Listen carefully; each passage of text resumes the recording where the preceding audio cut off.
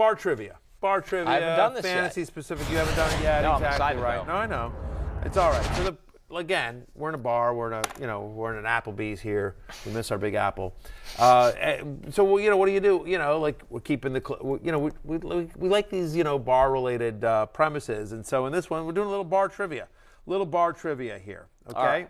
So so here you go. Here's a wide receiver. I'm sorry, actually quarterback. Let's start with the quarterback here. Here's a quarterback, right? Connor, this quarterback has already set a career high for rushing touchdowns in a season at 3. This quarterback has finished as a top 5 quarterback over the last 4 weeks. This quarterback plays on a team. You at home are hopefully playing along with us. This quarterback plays on the only team without a 200-yard receiver this season. It's insane. This quarterback's nickname is based on a currency. Right. So it's Danny Dimes. It's Daniel Jones. Danny Dollars. Yep. Or yeah, good point. Who is Daniel Jones? As you see Daniel Jones' season stats here. Second in rushing yards right there. Quarterback's 343. I mean, Bear, I got to ask you, what an impressive year from Daniel Jones so far, an impressive year for the Giants. Has he played himself into being a guy you can count on as a high-end streaming option with these high-end streaming option, high-end streaming option, and low-end just every week starter? I'm at QB8 so far this week, right? I'm like last week he was the second best quarterback in fantasy, 5th most fantasy points of his career, and you think about this matchup with Seattle. They've given up the 9th most rushing yards per game to opposing quarterbacks. I mean, Kyler Murray had 100 yards against these same Seahawks. They're 30th in scoring defense. They're 25th in pass defense. The emergence of Rondell Robinson, Saquon Barkley still healthy. Bellinger is a loss, but still, like it's not pretty, but by hook or by crook, they're getting kind of, production from this, no-name group of wide receivers. And again, I'm bullish on Rondell Robinson. So yes, Daniel Jones.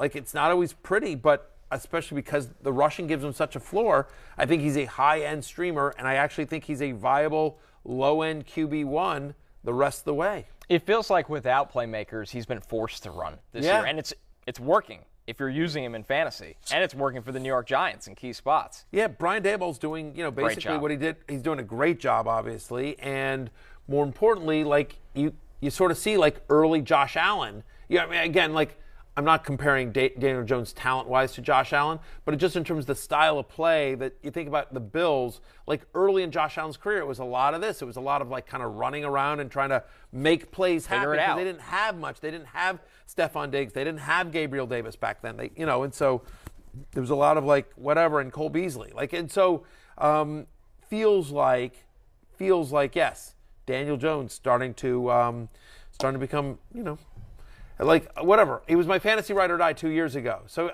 I was right, guys. Yeah, it just took a little time to marinate. Took a little time. You can't box me into these time frames. It's like a fine wine. All right, so here we go. Why don't you start us off with the next?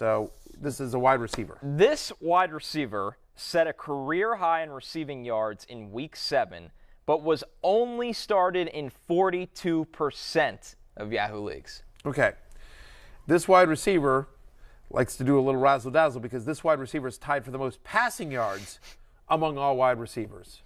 This wide receiver has 455 receiving yards in 7 games this season, the same exact amount as T. Higgins. When a teammate was asked about how open this player was in Week 7, his response was booty butt naked open, that's pretty open. It's pretty open. This wide receiver is Tyler Boyd, and that was T. Higgins that said he was booty butt naked open. I mean, if Joe Burrow is leading the league in passing yards, should Tyler Boyd be in your starting lineups every single week at this point? Yeah, I don't think so. Okay. 5 different games with 4 or fewer receptions so far this year. He's played fewer than 82% of the snaps in 5 out of 7 games.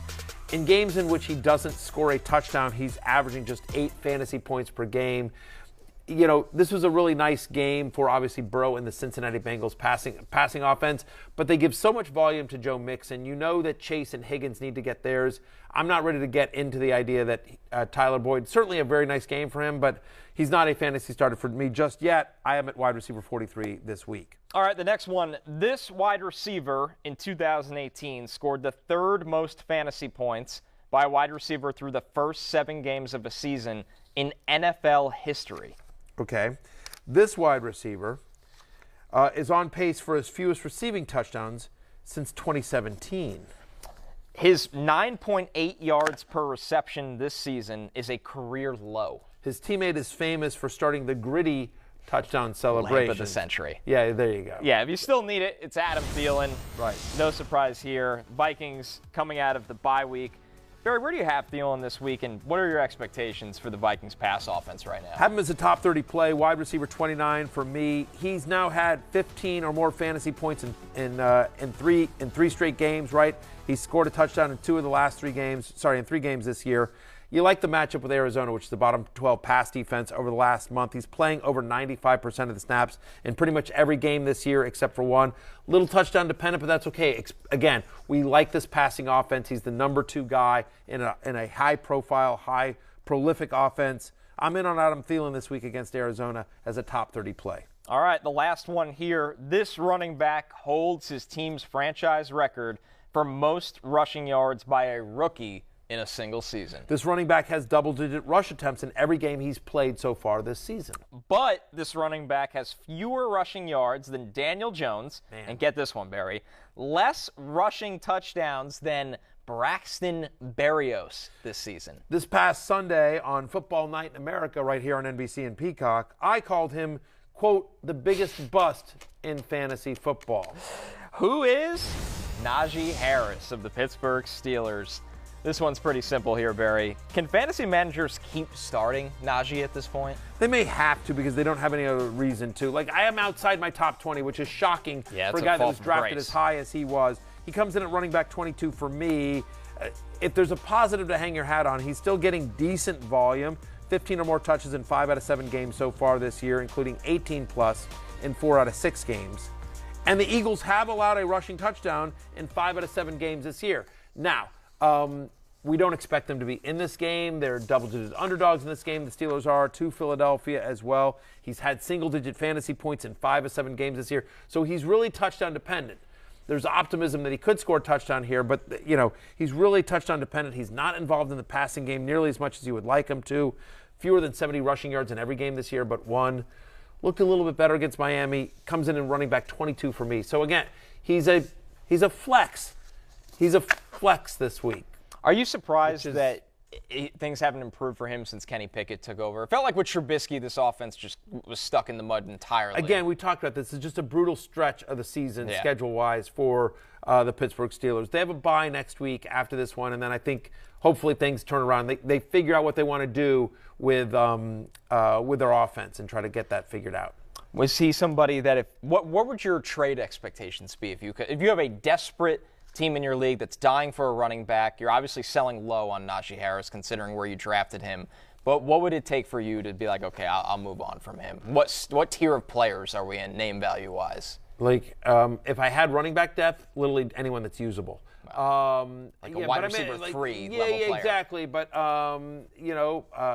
but yeah, I think he's a top 20 play. I think I would want a top 20 player at the position because he's still a volume-based running back, and there's so few of them in the NFL. We have to expect that out of the bye, easier schedule, Pickett, knowing the offense is under Pickett, that things will improve for Najee Harris. Hi, I'm Mike Tirico, and thanks for watching. Make sure to hit subscribe for the latest news and highlights from NBC Sports.